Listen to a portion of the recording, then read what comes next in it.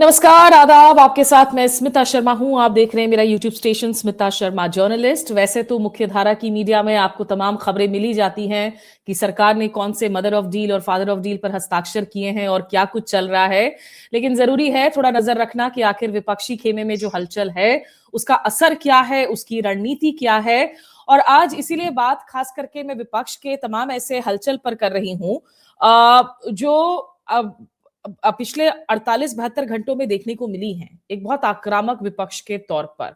और ये तस्वीरें जो इस वक्त आप देख रहे हैं, इस पर हम बात करेंगे हमारे मेहमान से। शरद प्रधान जी, आप वरिष्ठ पत्रकार हैं, पॉलिटिकल कमेंटेटर हैं और ऑथर भी हैं, हमारे साथ जुड़ रहे हैं। बहुत शुक्रिया आपका हमारे साथ जुड़ने के लिए सर। Thank you. मैं इन तस्वीरों के साथ शुरू करना चाहती हूं क्योंकि इस वक्त 3 मुद्दे हैं जिस पर विपक्ष सरकार को घेर रही है। एक मुद्दा वो है जो संसद के अंदर राहुल गांधी लगातार उठा रहे हैं, पूर्व आर्मी चीफ जनरल नारवाने की नॉट रिलीज मेमोयर्स से, जिस पर वो कह रहे हैं कि गालवान को लेकर पॉलिटिकल लीडरशिप फेल हुई थी। दूसरी वो जो अभी यूएस ट्रेड डील पर तमाम हलचल है कि आखिर वो सफलता है या सरेंडर है। लेकिन ये जो तस्वीर है जहां एक देश की सिटिंग मुख्यमंत्री शायद इतिहास में पहली बार एक कानूनी चोला पहनकर लॉयर बनकर सुप्रीम कोर्ट पहुंचती हैं चुनाव आयोग को चुनौती देने के लिए स्पेशल इंटेंसिव रिवीजन के खिलाफ। सर, ये अपने आप में आप इस मूव को कैसे देखते हैं? मुझे लगता है कि इससे जाहिर होता है कि कितनी खराब हालात हो गए हैं इस देश में और डेमोक्रेसी को अपहोल्ड करने के लिए लोगों को क्या-क्या करना पड़ रहा है। क्योंकि दूसरी तरफ जो लोग सत्ताधारी हैं, उन्हें लोकतंत्र से शायद कुछ अंदर से नफरत है या एवर्जन है किसी तरीके का, क्योंकि वो हर ऐसा काम करते हैं जो कि लोकतांत्रिक व्यवस्था के विरोध में। और ममता बनर्जी को अगर सुप्रीम कोर्ट खुद जाकर के अपना केस प्रेजेंट करना पड़ रहा है तो उसकी वजह यही है कि उन्होंने सारे फोरम्स ट्राई कर लिए और जब आखिर में जब चीफ इलेक्शन कमिश्नर क्या, हालांकि मुझे तो पर्सनली जो इस तरीके का चीफ इलेक्शन कमिश्नर हमारे यहाँ मौजूद है उससे कोई उम्मीद नहीं थी कि वो कोई ममता बनर्जी की बात सुनेंगे। लेकिन वही हुआ जो जैसा हम लोग सोच रहे थे कि ज्ञानेश कुमार जैसा third rate chief election commissioner इस भारत के इतिहास में नहीं देखा गया। मतलब आदमी सख्त हो, मजबूत हो, सेशन थे, उनकी सब इज्जत करते हैं। उन्हें लोग पसंद नहीं करते थे, फिर भी इज्जत करते थे। लेकिन आज एक ऐसा चीफ इलेक्शन कमिश्नर आ गया है, जो ओपनली इतना ज्यादा बायस्ड, इतना ज्यादा गिर चुका है कि वो लगता है कि सरकार का मुलाजिम हो गया। तो ये बड़े अफसोसजनक बात है। और जो एसआईआर की बात है, वो सारी पूरी दुनिया ने देख लिया है कि किस तरीके से स्पेशल इंटेंसिव रिवीजन सिर्फ एक डिजाइन है कुछ लोगों को, खास तौर से मुस्लिम्स को डिप्राइव करने का वोटिंग से। और इसमें भी तमाम कोशिश के बावजूद ये जितनी बार-बार ये घुसपैठियों की बात करते हैं, बड़े मजे की बात है कि घुसपैठिए जो अमित शाह और नरेंद्र मोदी करते हैं, वो घुसपैठिए इलेक्शन जहां होता है जो स्टेट में, वहां घुसपैठिए आ जाते हैं और जब इलेक्शन खत्म होता है घुसपैठिए गायब हो जाते हैं। और एसआईआर में भी बिहार जैसी जगह में 3 सो कॉल्ड घुसपैठिए आइडेंटिफाई हो पाए। क्या उसके लिए इतना बड़ा हंगामा करने की जरूरत है? तो एसआईआर जहां-जहां हो रहा है और बंगाल में तो पर्टिकुलरली डेस्परेट है ये गवर्नमेंट, क्योंकि बंगाल में बीजेपी अपने आप को एस्टैब्लिश करने में फेल होती रही है और ममता बनर्जी बड़े डट के जमी हुई हैं। तो वो बार-बार सोचते हैं कि कोई ना कोई ऐसा तरीका, जब उनके सारे कार्ड फेल हो गए तो सारी उनकी जो उम्मीद है वो मिस्टर ज्ञानेश कुमार पे है कि चीफ इलेक्शन कमिश्नर साहब जो हैं वो एसआईआर इस तरीके से कराएं कि बीजेपी के माफिक हो जाए। तो उसी को ममता अपोज कर रही हैं और उसको लेकर के उनको सुप्रीम कोर्ट में खुद अपनी दलील पेश करनी पड़ी। सर, मैं 10 सेकंड के लिए जो है ये उनकी साउंड बाइट को अपलोड करना चाहती हूँ। In both matters will both matters. And in Mr. Gopal's matter, we are in a position to spare and to provide so like don't take up this matter. We are granting. तो ये आप ममता बनर्जी को तस्वीरों में देख सकते हैं, लेकिन सर एक 71 साल की मुख्यमंत्री Mamata Banerjee who is known to be a street fighter, और कहीं ना कहीं ऐसा लग रहा था कि पिछले कुछ वक्त में बंगाल में जब वो पहली दफा जब लेफ्ट की बास्टियन को हरा कर आई थी संसद में, उन्होंने सोमनाथ चैटर्जी को हराया पहले बतौर सांसद, फिर बाद में जब बुद्धदेव भट्टाचार्य को हरा कर वो मुख्यमंत्री बनी थी, तो एक जो वहां जो इंटेलेक्चुअल लोगों का टर्न अराउंड हुआ था ममता के समर्थन में, पिछले कुछ वक्त में ऐसा लगा था कि शायद वो कहीं ना कहीं पीछे पड़ रहा हो। ममता के इस मूव के बाद में क्या आपको लगता है कि इस ऑप्टिक्स का असर होगा लोगों पर कि चलो ये एक मुख्यमंत्री है who's taking the fight, कभी चुनाव आयोग पहुंच जाती है, सीधे तौर पर दिल्ली लेकर जा रही हैं बैटल्स को, एसआईआर के को दिल्ली लेकर जा रही हैं, तो कभी वो खुद सुप्रीम कोर्ट पहुंच रही हैं। नहीं, बिल्कुल। हालांकि मेरी नजर में ये सिर्फ ऑप्टिक्स नहीं है, बट सर्टनली अगर ऑप्टिक्स के नजरिए से भी देखा जाए तो निश्चित रूप से देखिए, बंगाल के लोग बड़े इमोशनल होते हैं। नॉर्मल जो नॉर्थ इंडियन से कहीं ज्यादा इमोशनल होते हैं। उनके लिए बहुत मैटर करता है कि उनकी चीफ मिनिस्टर जो वाकई में उनके लिए डेडिकेटेड है, वो उसको उनके हकों के लिए लड़ने जाना पड़ रहा है। और जो स्ट्रीट फाइटर से उनको कोर्ट लेकर के, कोर्ट से इलेक्शन कमीशन सब जगह जा रही, तो डेफिनेटली आई एम श्योर इसका इम्पैक्ट पड़ेगा, पॉजिटिव इम्पैक्ट पड़ेगा in favour of Mamata. Sir, लेकिन बिहार में हमने देखा था कि क्योंकि उसके पहले जब वोटर अधिकार यात्रा निकाली राहुल गांधी, तेजस्वी यादव ने, उसमें एक बहुत मोमेंटम बना, उसको जाके मैंने कवर किया। एसआईआर की मुश्किलों की, उनकी जो गरीबों की हालात है उस पर रिपोर्ट किया। जब तक चुनाव आए तब तक एसआईआर लगा कि शायद एक बैकसीट का मुद्दा हो गया है। चुनाव आखिरकार फिर वही हुए, जातिकरण, जातीय समीकरण, कैश ट्रांसफर्स, महिलाओं को 10,000 रुपए दिए जाना। तो ऐसे में ये जो एसआईआर का मुद्दा है, ये निश्चित रूप से लोकतंत्र के लिए एक बहुत अहम मुद्दा है, लेकिन क्या आपको लगता है कि ये एक चुनावी मुद्दा भी होगा पश्चिम बंगाल में? पहली चीज तो मैं ऐड कर दूं कि आपने एक उसमें जो जाति समीकरण ये सब बताया, एक पॉइंट आपने मिस कर दिया, कम्युनल डिवाइड। उसके ऊपर बहुत फाइट करी उन्होंने, बिहार में भी यही किया।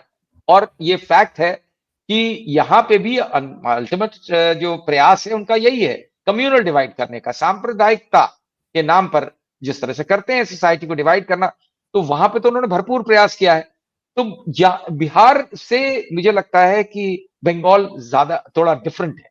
बिहार में उन्होंने पैसा दे करके जिस तरह से बाय ऑफ कर लिया एक तरीके से वोटर्स को, उससे बहुत फर्क पड़ता है। जो आप बड़े बिहार में गरीबी, ठीक बंगाल में भी बहुत गरीबी है, बट जैसे मैंने कहा शुरू में कि बंगाल के लोगों में बड़े इमोशनल लोग हैं और उनके लिए बड़ा मैटर करता है कि उन्हें इस चीज का एहसास है। वो अलग बात है, जो हिंदू मुसलमान करने की कोशिश जारी है वो अलग है, लेकिन जो आम बंगाली है उसको ये फर्क मालूम है कि बीजेपी उनके हित के लिए क्या कर सकती है और क्या नहीं कर सकती, और ममता क्या कर सकती है नहीं कर सकती।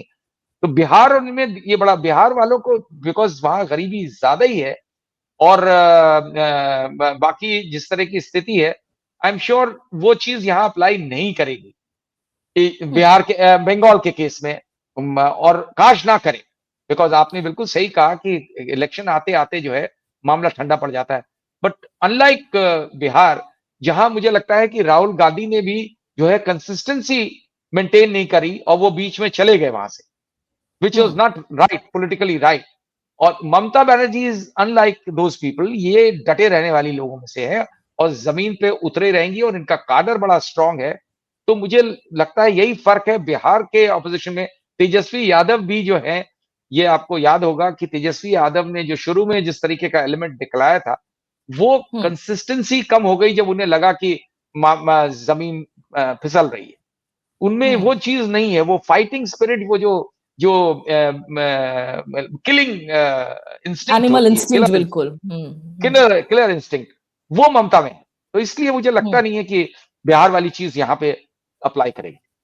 And of course Mamata incumbent chief minister हैं, तो जाहिर सी बात है अगर कैश डोल आउट बीजेपी कर सकती है बीजेपी में, तो वो भी करेंगी। और वो काफी योजनाएं ऑलरेडी लेकर आ भी चुकी है महिलाओं के लिए, और खास करके जहां तक ग्रामीण बंगाल का सवाल है।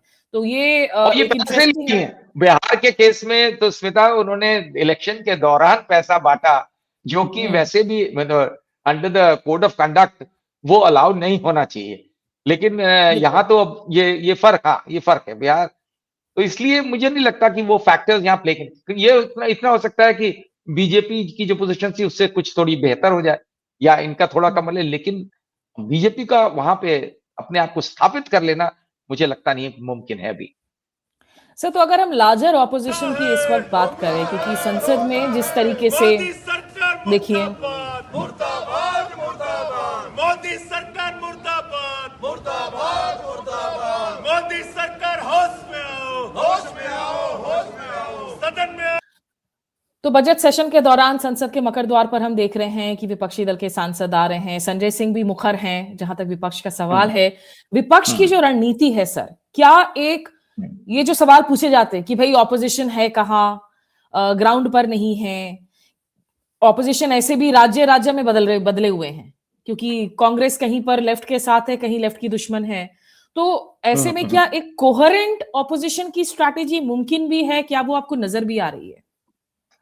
नहीं, अभी अनफॉर्चुनेटली उतनी नजर नहीं आ रही, उस तेवर उस तरीके के नहीं दिख रहे जैसे कि दिखने चाहिए। बट आपकी एक कोहेसिव ऑपोजिशन, स्ट्रॉन्ग ऑपोजिशन की बड़ी सख्त जरूरत है। और मुझे लगता है कि जो पार्टीज अपनी अपने लीडर्स पर्टिकुलरली उनकी अपनी पर्सनल ईगोज की वजह से वो कंबाइन नहीं कर पा रहे हैं, उसका एडवांटेज मिल रहा है बीजेपी को। चाहे कुछ ऐसे हैं जिनको कि बीजेपी ल्योर करती रहती है तरह तरह से, और कुछ ऐसे हैं जो उनकी अपनी ईगो इतनी ज्यादा बड़ी है कि उन्हें लगता है कि नहीं, हम तो खुद ही अपने आप ही कर सकते हैं। और अल्टीमेटली एक मुझे लगता है कि लोगों को ये एहसास होना जरूरी है, पॉलिटिकल एहसास होना जरूरी है कि कांग्रेस, नॉट फॉर कांग्रेस की बड़ी दुर्दशा है, लेकिन कांग्रेस में ज्यादा ये इनिशिएटिव की भी कमी दिखती है उन स्टेट्स में रिवाइव करने की जहां पे उसको सख्त जरूरत है रिवाइव करने की, for instance Uttar Pradesh.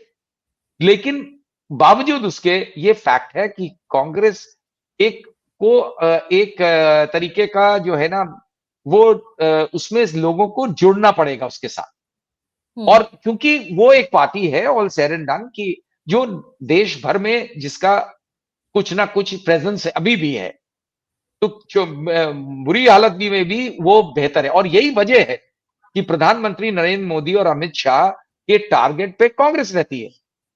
Ideally आदमी को लगता है अरे कांग्रेस की क्या हैसियत है कि बीजेपी सारे टाइम उनका सिर्फ एक ही दिमाग में घूमता रहता है और नेहरू तक चले जाते हैं वो पूरे इतिहास में। तो वो जो पूरी वजह उसकी सिंपल है, बिकॉज बीजेपी वालों का जिस तरीके का रवैया है, जिस तरह का डेस्पोटिक रूल है, उसमें छोटी पॉलिटिकल पार्टीज को, पर्टिकुलरली रीजनल पार्टीज को वो मसल करके कब कुचल दें, इसका सबको मालूम है किस तरह कर सकते हैं। एक्सेप्ट एक ममता है और शायद डीएमके जिसको आसान नहीं है करना। लेकिन सारी पार्टीज अगर ये सारे अपने अपने वो भूल करके कि भाई इस वक्त अगर एक डेमोक्रेसी का दुश्मन है कोई, तो उसके लिए सब लोग एक हो जाएं, अपने अपने डिफरेंसेस थोड़े सिंक करके, थोड़े ठंडे बस्ते में डाल करके आगे बढ़े, तो it can make a world of a difference. United we stand, divided we fall, ये बड़ी पुरानी सेइंग है। सर ऐसे में क्योंकि एक और सवाल बार बार उठता है कि आखिरकार एक कोहेरेंट, एक कोहेसिव ऑपोजिशन को क्या एक दूसरे लीडर की जरूरत है अदर देन राहुल गांधी? और ममता बनर्जी जिस तरीके से फोरफ्रंट से लगातार अपनी बैटल्स को लड़ रही हैं, मतलब कोई ऑपोजिशन लीडर नहीं कर सकता जो वो करती है, जाके ईडी से फाइल छीन लेना रेड्स के दौरान, कंप्यूटर, मतलब वो लिटरली जाकर भिड़ जाती हैं। अब ये भिड़ंत अच्छी पॉलिटिक्स है या नहीं, that's another debate. But Nitish Kumar before he made his last पलटवार, बहुत बार पलटे हैं, उन एनडीए के कन्वीनर के तौर पर उनको प्रेजेंट किया जा रहा था। क्या ममता बनर्जी के इन रीसेंट फाइट्स से, और अगर वो पश्चिम बंगाल में अपनी बैस्टियन को बचा रखने में इस बार कामयाब होती हैं वापस से, क्या उनको सीरियसली एनडीए को एक लीड चेहरे के तौर पर उनको कंसिडर करना चाहिए? नहीं, मुझे लगता है इसलिए मुश्किल एनडीए को कि माफ कीजिएगा, India alliance, opposition India alliance का।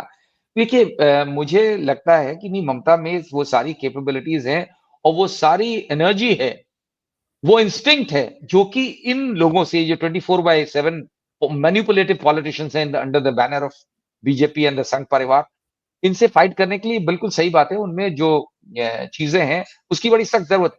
बट द फैक्टर इज, जो इंपॉर्टेंट फैक्टर ये है कि अगेन ममता की party is confined to West Bengal, और यहाँ पे जो राष्ट्रव्यापी स्तर पे कोई चाहिए जो हर जगह पेनिट्रेट कर सकता है, चाहे छोटे फॉर्म में करे वो और राहुल गांधी ने, देखिए वो तो बीजेपी का कैंपेन था, उन्हें पप्पू बना दिया, क्या नहीं बना दिया, but ultimately he has shown that he has come of age and he has shown that he can do it.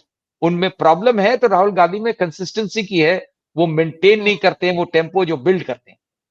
तो इनको भी करेक्टिव मेजर्स लेने चाहिए, राहुल गांधी को भी। अकोमोडेटिव है, इसमें कोई शक नहीं है, डेमोक्रेटिक है, और सबसे बड़ी बात यह है सच बोलते हैं।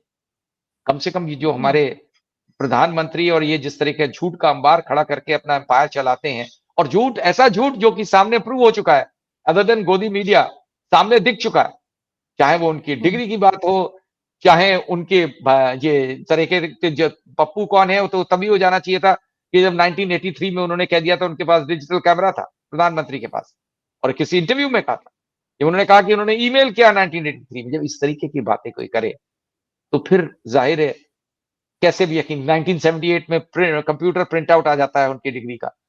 तो तरह तरह के और इतने तरह के झूठ फैलाए जाते हैं, चाहे वो ऑपरेशन सिंदूर को लेके हो, कि चाहे ये जिस तरह ट्रंप के साथ हुआ पूरा, इस वजह से कैसे उस जब एक शख्स पे आज आपको दिख रहा है, कम से कम वो आदमी सच बोलता है और खड़ा रहता है अपने साथ और खुल करके चैलेंज करता है, और मोदी साहब जो हैं उनके चैलेंज से कतराते रहते हैं, बाहर चले जाते हैं, जो अभी आप देख रहे हैं जनरल नबराने की बुक को लेकर के जो हो रहा है।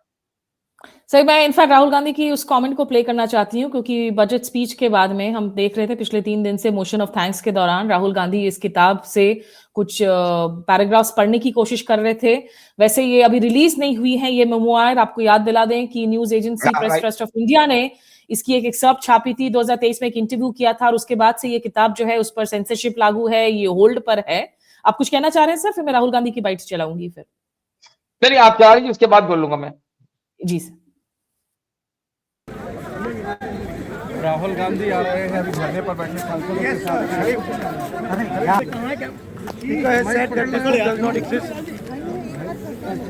Government has said this book does not exist. Rajnath Singh ji has said this book does not exist. Every youngster in India should see that this book exists. This is Naravane book, Naravane जी की किताब है। इसमें इसमें उन्होंने पूरा account लिखा है। Sir हाथ नीचे करो थोड़ा, हाथ नीचे करो थोड़ा। लद्दाख का जो अकाउंट था भाई इससे ऊपर करो। और मुझे कहा गया है कि मैं इस बुक को कोट नहीं कर सकता हूँ, बट यहाँ पे पूरा लिखा है। यहाँ पे मेन लाइन है जो प्रधानमंत्री ने कही, जो उचित समझो वो करो। जब chief of army staff general Naravane ने राजनाथ सिंह जी को फ़ोन किया और कहा कि देखिए कैलाश रिज पर चाइनीज़ टैंक्स आ गए हैं, हमारी टेरिटरी कैलाश रिज पर चाइनीज़ टैंक्स आ गए हैं, हमें क्या करना है। पहले राजनाथ सिंह जी ने उनको रिप्लाई नहीं किया। उन्होंने जयशंकर जी से पूछा, NSA से पूछा, राजनाथ सिंह जी से पूछा, कोई रिप्लाई नहीं। बुक ऊपर कर लीजिए। फिर उन्होंने राजनाथ सिंह जी से पूछा। राजनाथ सिंह जी ने कहा कि मैं टॉप से पूछता हूँ। ऑर्डर था, स्टैंडिंग ऑर्डर था टॉप का कि अगर चाइनीज फोर्सेस अंदर आएंगी तो उन पे बिना हमारे पूछे फायर नहीं करते। नरवणे जी और हमारी जो आर्मी थी, जो सेना थी, वो उन टैंक्स पर फायर करना चाहती थी क्योंकि वो टैंक्स हमारी टेरिटरी में आ गए।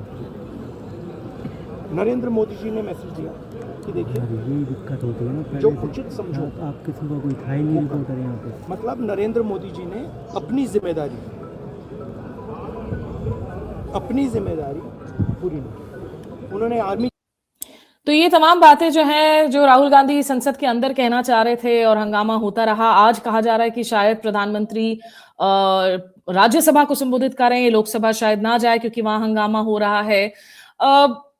इस मसले को एक तकनीकी सिर्फ इश्यू यहाँ पर जरूर, क्योंकि आप खुद ऑथर हैं शरद जी, ये जो विवाद है कि ये तो अनपब्लिश्ड मेमोयर है, राहुल गांधी इसकी कॉपी लेकर आ जाते हैं। काफी बारी ऐसा होता है कि पब्लिशर्स कुछ एडवांस कॉपी प्रिंट करते हैं, लेकिन जब तक फाइनल क्लियरेंस ना आए तो वो रिलीज नहीं होती है, इसीलिए न्यूज चैनल इसे अनपब्लिश्ड मेमोयर्स कह रहे हैं।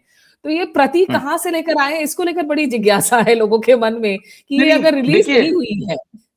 जब आदमी झूठ को छुपाना चाहता है, जो कि इसमें साफ जाहिर है कि वरना क्या तकलीफ है, भाई किताब तो आएगी। देखिए अनपब्लिश्ड नहीं है, पब्लिश्ड है, उसके बाद सेंसरशिप लगी हुई है उस पर। It is not correct to say unpublished. जो प्रिंट हो गई किताब, पब्लिश हो गई, पब्लिश मार्केट में नहीं आने दी गई है और सरकार नहीं आने दे रही है, उसी से साफ जाहिर होता है कि इनका इंटेंशन क्या है। इनका इंटेंशन ये है कि मोदी जी का जो 56 इंच का सीना दिखाते हैं वो लोगों को, वो इसमें एक्सपोज हो रहा है कि भाई 56 इंच नहीं है, ये तो बड़ी कमजोर आदमी है। इतनी हिम्मत नहीं कर पाए कि चाइना के ऊपर चाइना ने हमला किया और चाइना का जवाब, क्योंकि वो कह चुके हैं, एक बार झूठ बोल चुके हैं कि ना कोई आया ना कोई गया, चाइना को लेकर के, गलवान को लेके कहा था उन्होंने। तो आप ऐसा झूठ, मुझे तो अफसोस होता है कि एक प्रधानमंत्री के स्तर पे बैठा हुआ व्यक्ति इतना झूठ बोलता है कि उसको अब अपने झूठ को छुपाने के लिए उस किताब, जो कि आप एक तरफ कहते हैं कि वो आर्मी की बड़ी इज्जत करते हैं, जब उन्होंने ऑपरेशन सिंदूर का पता नहीं किस किस तरीके के ड्रामे किए गए, मेलो ड्रामा किया गया, और आज एक उन्हीं के टाइम का जनरल जो लिख रहा है वो सत्य लिख रहा है, उसकी बात पे आप शक कर रहे हैं और आप चाहते नहीं पब्लिक डोमेन में वो चीज आए जो उसने लिखा है, उससे ज्यादा। अब तो वो किताब तो वैसे ही हिट हो गई, और उसके एक सब जिन जिन लोगों को कोट किया गया है, जिसमें जो उसमें लेफ्टिनेंट जनरल रैंक के दो ऑफिसर्स हैं जो बोल भी रहे हैं, जिन्होंने पब्लिक डोमेन में आकर के बोला है, वो क्या उनको सबको झूठ साबित करना चाहते हैं कि ये बड़े सत्यवादी हैं, और बाकी फौज वौज सब बाकी कहने के लिए बहुत कुछ कहा फौज के बारे में कहते हैं। जब फौज के नाम पे कुछ फायदा, पॉलिटिकल बेनिफिट लेना हो, तो देखा है सबने किस तरीके से लिया उन्होंने, चाहे वो ऑपरेशन सिंदूर के नाम पे हो। लेकिन रियलिटी यही है कि उनको दिल से फौजियों के लिए कोई, उनके लिए, उनके किसी के लिए कोई इज्जत नहीं है। ये उनको बर्दाश्त नहीं कर सकते जो आदमी ऐसा सच बोले जो कड़वा हो, उनके लिए कड़वा। सारी प्रॉब्लम इसी बात की है, और वही चीज अगर राहुल गांधी ला रहे हैं, मुझे लगता है कि बड़ी अच्छी बात। एक आइडियल डेमोक्रेसी में होता कि ठीक है, आप लाइए, डिबेट करिए, इसमें बात करिए कि हमने इसलिए नहीं कहा, हमने उनको फ्री हैंड दिया, कुछ भी कहें, घुमा के फिरा के कुछ, लेकिन उसको दबा देना, ये साफ दिखता है कि डेमोक्रेटिक वैल्यूज से कतई इनको कुछ लेना देना नहीं है, और एक तरीके से अवर्जन। सर, लेकिन क्या आपको लगता है, क्योंकि यहाँ पर अगर ममता की बात कर रहे हैं, राहुल गांधी की बात कर रहे हैं, एक ऐसा बड़ा तबका शायद जो यंग लोगों का है, जो वोट्स डाल रहे हैं, वोटिंग की एज के हो रहे हैं, बहुत सारे फेंस सिटर्स हैं, मैं यंग लोगों से बात करती हूँ, काफी बार उनको लगता है, जो सरकार की तरफ से भी नैरेटिव प्रोपेगेट किया जाता है, कि पूरी की पूरी जो विपक्ष है वो डिसरप्टर्स हैं, वो बार बार देश की छवि को खराब करने के लिए तमाम बातें उठाते रहते हैं, देश को एम्बैरेस करने के लिए उठाते रहते हैं, उनके पास पॉजिटिव कुछ भी नहीं है, it is all about a negative narrative. क्या आपको लगता है कि that is something that you here amongst people, जो आप जिनसे बात करते हैं, who may not be like minded with you? नहीं, बिल्कुल नहीं, ऐसे लोग ये सोचते हैं, वो लोग हैं जो अपने दिमाग का इस्तेमाल नहीं करते, चाहे वो यंग लोग हो, ये वो लोग हैं जो इतनी ज्यादा इन्फ्लुएंस्ड हैं उस कल्ट से जो मोदी जी ने बड़ी सक्सेसफुली क्रिएट किया है कि नहीं साहब, जो है हम, हमारे आंख भी बंद है, कान भी बंद है, दिमाग भी बंद है, हम सोचेंगे नहीं। एक समझदार व्यक्ति जिसको सोचने की इजाजत है, काश ऐसी रहती, वो कम से कम ये चीज नहीं, मुझे नहीं लगता, मुझे कोई इनसे कोई जाति, कोई किसी तरीके की दुश्मनी नहीं है। I am among those who voted for Modi.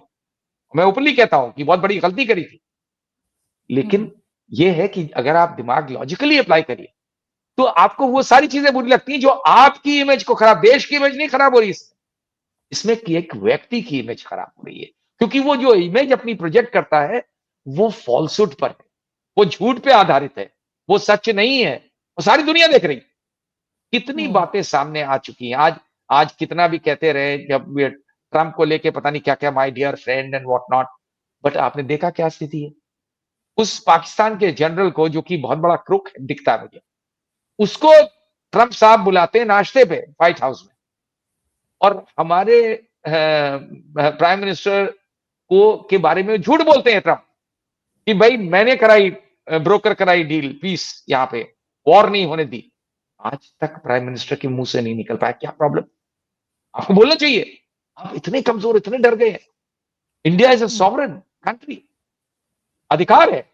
अभी भी देख रहे हैं आप, चाहे ट्रेड डील की बात हो, पूरा हाफ ट्रूथ्स को क्यों प्रोजेक्ट करते हैं? Half truths are often lies, bundle of lies, और वही चीज ये करके निकलना चाहते हैं और लोगों पे इंप्रेशन कर पाते हैं, क्योंकि मीडिया मेन स्ट्रीम का जो है वो कंप्लीटली इनके कंट्रोल में है, वो बम्बार्डमेंट करता है लाइज का इनके सपोर्ट में। इस वजह से जो तमाम यंग लोग इन्फ्लुएंस हो जाते हैं, बिकॉज डिटेल में नहीं जाते, अपने माइंड को, एनालिटिकल माइंड का इस्तेमाल नहीं करते हैं, तो वो महज वो बिलीव कर लेते हैं जो प्रोजेक्ट किया जाता है through a captive media. Right. Donald Trump के मसले पर दर्शकों को बता दूं कि मैंने व्लॉग्स एनालिसिस किए हुए हैं, सुहासिनी हैदर के साथ भी बातचीत है कि क्यों आखिर ये डील जो अभी तक जिस पर हस्ताक्षर हुए नहीं है, डील की टर्म्स ऑफ रेफरेंस नहीं पता। पीयूष गोयल कह रहे हैं कि वी आर स्टिल निगोशिएटिंग, सिर्फ एक राजनीतिक सहमति बनी है after the phone call between Trump and Modi, तो उसमें जो सवालिया निशान अभी भी लगे हुए हैं वो व्लॉग आप देख सकते हैं। और एक अजीब सा बयान आज खुद विदेश मंत्री जयशंकर ने दिया, who literally looked like he was distancing himself from Piyush Goyal, जब वो कहते हैं कि भाई वो अमेरिका में है, US secretary of state Marco Rubio से मिलते हैं और कहते हैं कि भाई जो डिटेल्स है वो पीयूष गोयल को शायद पता होगा, क्योंकि वो मतलब एक कैबिनेट मिनिस्टर होने के नाते he is not even defending it. मैं एक संजय सिंह की बाइट सुनाना चाहती हूँ, उन्होंने क्या कहा है इस डील को लेकर, और उसके बाद एक आखिरी सवाल के लिए हम शरद जी के पास आएंगे। प्रधानमंत्री से कहना चाहता हूं, इस देश के करोड़ों किसानों की ताकत को कम मत आंको, इस देश के लोगों को महंगाई की आग में मत झोंको। तुम्हारी कौन सी ऐसी गोट दबी हुई है मोदी जी? क्या आपको ऐसा हो गया है कि आप लगातार भारत के स्वाभिमान और सम्मान को गिरवी रखते जा रहे हैं? आपकी कौन सी ऐसी गोट दबी हुई है जिसके कारण से आप भारत के हितों को अमेरिका के आगे बेचने का काम कर रहे हैं?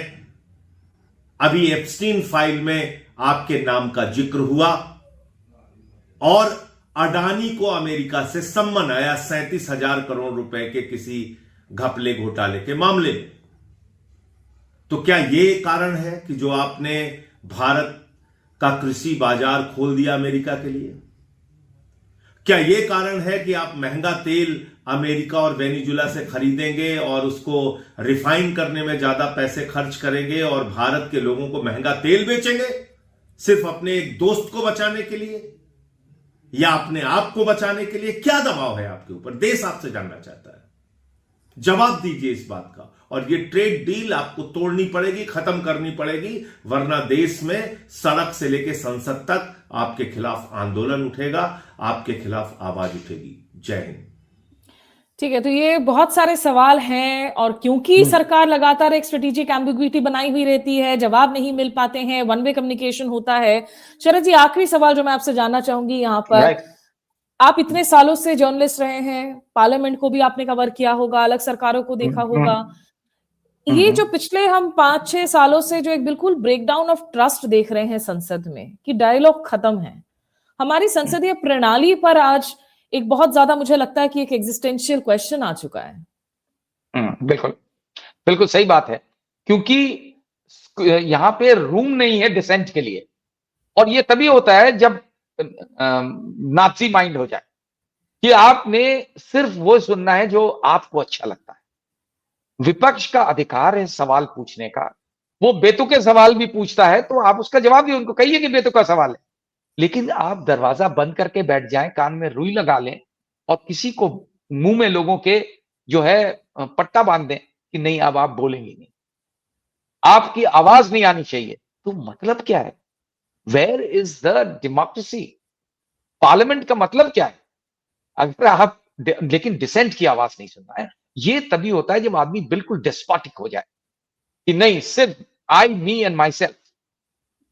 तो फिर तो ये वही टाइम हो गया जैसे हम कंडेम करते थे इंदिरा गांधी को फॉर इम्पोजिंग इमरजेंसी, ये तो उससे भी बदतर लगता है, ये अनडिक्लेयर्ड फॉर्म में है, जहां आप विपक्ष की आवाज को गैग करते हैं, उसको बोलने नहीं देते। तो ये जो सिचुएशन क्रिएट करी है ये बहुत खराब है, देश के लिए हित में नहीं है, डेमोक्रेसी के हित में नहीं है, लेकिन आपने क्रिएट किसने करी? जो सत्ताधारी लोग, आप बोलने नहीं देना चाहते। मतलब जिस तरीके से, अब इससे ज्यादा और सबूत क्या चाहिए इस बात का कि वो उनके पास बिल्कुल रूम नहीं है किसी भी ऐसी बात का जो उन्हें सूट नहीं करती। जवाब देना चाहिए। लेकिन क्या Sharad ji, is it also not a fact कि हमने देखा है कि यही पार्टियां जब ये राज्यों में रूल कर रही हैं, आम आदमी पार्टी के रूल के तहत, आज हम बार बार सुन रहे हैं कि मीडिया को कितना दबाया जा रहा है। ममता बनर्जी ने भी मीडिया की फ्रीडम ऑफ एक्सप्रेशन पर पश्चिम बंगाल के अंदर काफी क्रैकडाउन किया हुआ है। तो ये नेशनल लेवल पर जिन वैल्यूज के लिए लड़ाई लड़ रहे हैं, जब ये खुद पावर में आ रहे राज्य में, तो वो भी एक प्रॉब्लमैटिक। इसलिए क्या विपक्ष के पास आपको इकोनॉमिक एजेंडा, एक डिफरेंट एजेंडा एक्चुअली में नजर आ रहा है to present to people as alternates? नहीं, बिल्कुल आपने सही कहा, very very valid point that you raised, और ये एहसास होना जरूरी है विपक्षी पार्टीज को कि आज आप जिस चीज के खिलाफ आप बोल रहे हो और सही बोल रहे हो, कम से कम अपने गिरबान में भी झांक के देखो कि अपने घर में आप वो चीज कर रहे हो, तो that has to be stop, वरना आपको कोई हक नहीं है फिर इनको और इसका ये फायदा उठाएंगे। ये मुझे लगता है ये माइंडसेट इतना खराब होता जा रहा है कि लोग बुरी चीज बड़ी जल्दी सीखते हैं कि बोलने मत दो, मीडिया को दबा के रखो, जेब में रखो, मीडिया को खरीद लो मीडिया। ये जो पैटर्न है ना, ये बड़ा दुर्भाग्य है और हमारे देश में ऐसा हो रहा है। और ये करेक्टिव मेजर इसमें, ये सही बात आपने कही कि ये लेना पड़ेगा इनिशिएटिव इन रीजनल पार्टीज को, जो दिल्ली में कुछ और आकर के बगावत करते हैं, खिलाफत करते हैं और अपने स्टेट में दूसरी जुबान बोलते हैं। तो ये डबल स्टैंडर्ड्स नहीं चलेंगे, बिल्कुल सही। ठीक है, चलिए मैं बस यहाँ पे कंक्लूड करती हूँ। बहुत शुक्रिया आपका वक्त के लिए शरद जी। कोशिश यही थी, लोग शायद सोचेंगे कि मैं बीजेपी का साउंड बाइट नहीं दिखा रही हूँ। बीजेपी के साउंड बाइट्स आपको दिन भर दिखते ही हैं हमारे टीवी पर। और किरण रिजिजू जी राज्यसभा को संबोधित कर रहे हैं, प्रधानमंत्री जी हम उम्मीद करते हैं कि राज्यसभा को संबोधित करें, संसदीय प्रणाली की गरिमा को बनाए रखें, और जब पार्लियामेंट सेशन में हो तो कम से कम एक ट्रेड डील की जानकारी हमारी सरकार हमारे सांसदों को संसद परिसर में दे, ना कि डोनाल्ड ट्रंप के लिए हम इंतजार करें कि वो कब जागेंगे और ट्रुथ सोशल पर जो है हमें हमारी डील की जानकारी देंगे। तो फिलहाल के लिए बहुत शुक्रिया आपका और थैंक यू सो मच। जो लोग हमारे साथ जुड़े, आप भी हमारे साथ बने रहिएगा, अपना बेल आइकन नोटिफिकेशन जरूर प्रेस कीजिएगा अलर्ट्स के लिए। नमस्कार, आदाब।